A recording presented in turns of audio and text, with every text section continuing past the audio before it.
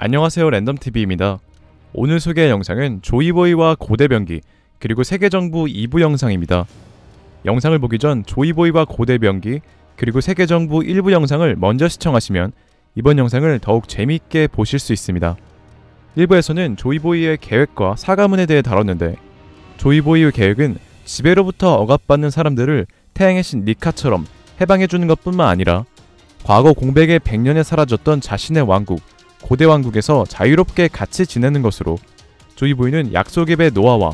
포세이돈의 힘을 이용해 어인선 사람들을 지상으로 보내주는 것뿐만 아니라 고대병기 플루톤의 힘을 이용하여 레드라인을 부셔 4개의 바다를 하나로 기적의 바다를 만들고, 방주 맥심과 우라누스의 힘을 이용해 10,000m 상공에 있는 하늘섬의 주민뿐만 아니라 달에서 이별했던 로봇 친구들까지 지상으로 데려와 모든 종족이 차별 없이 지내는 것으로 추측했었습니다. 하지만 조이보이의 계획은 실패했었는데, 조이보이와 고대병기 그리고 세계정부 2부에서는 조이보이의 계획은 왜 실패하게 되었고, 세계정부의 최고 권력 이무는 누구인지 작중정원과 저의 생각으로 하나의 가설을 세워보겠습니다.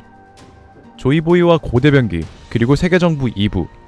조이보이의 계획 실패 이유와 이무의 정체.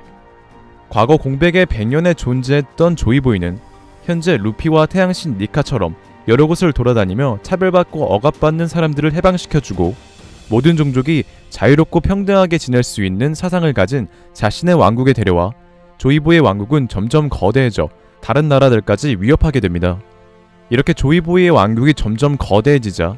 노예를 거느려 편하게 권력을 남용했던 돈키호테 왕가를 필두로 모인 5명의 왕은 조이보이의 고대왕국을 무너뜨리기 위해 계획을 세우는데요.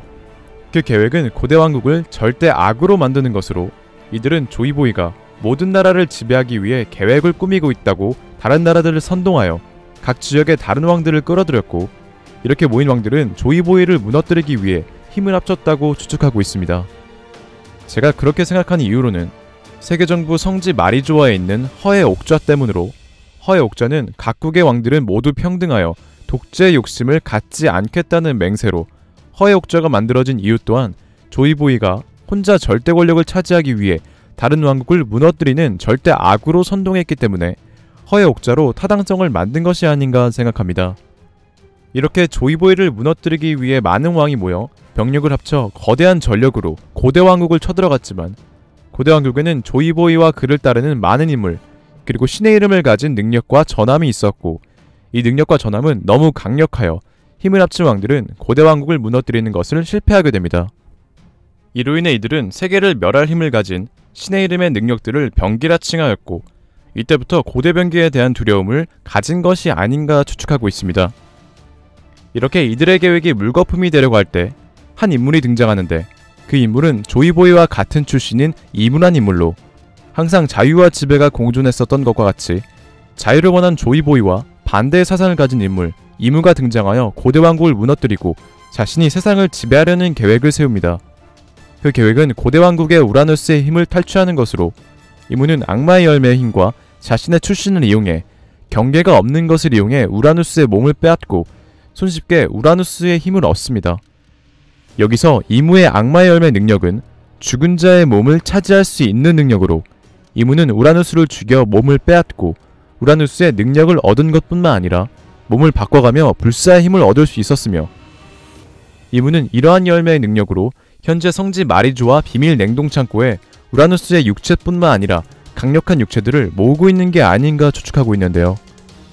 제가 그렇게 생각하는 이유로 원피스 906화에서는 얼어있는 밀짚모자와 밀짚모자 밑에 있는 관 같은 것을 볼 수 있는데,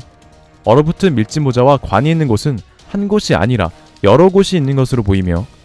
이러한 정황으로 이무는 조이보이 등 전설들의 시체를 모으고 있는 게 아닌가 추측하고 있습니다.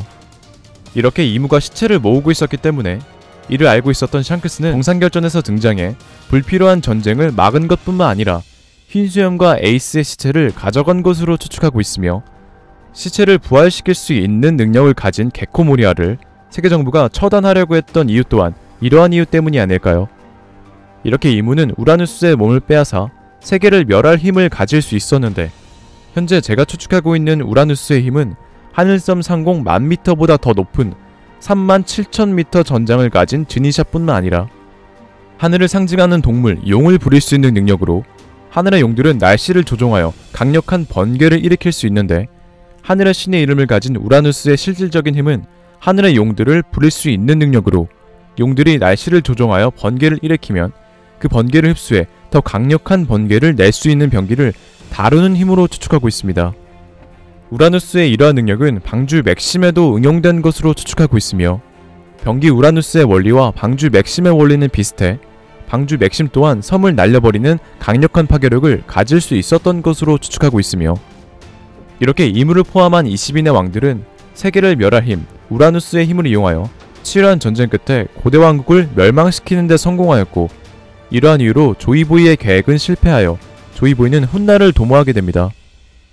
그리고 이물을 포함한 20인의 왕들은 하늘의 용의 힘으로 다시 권력을 가질 수 있었기 때문에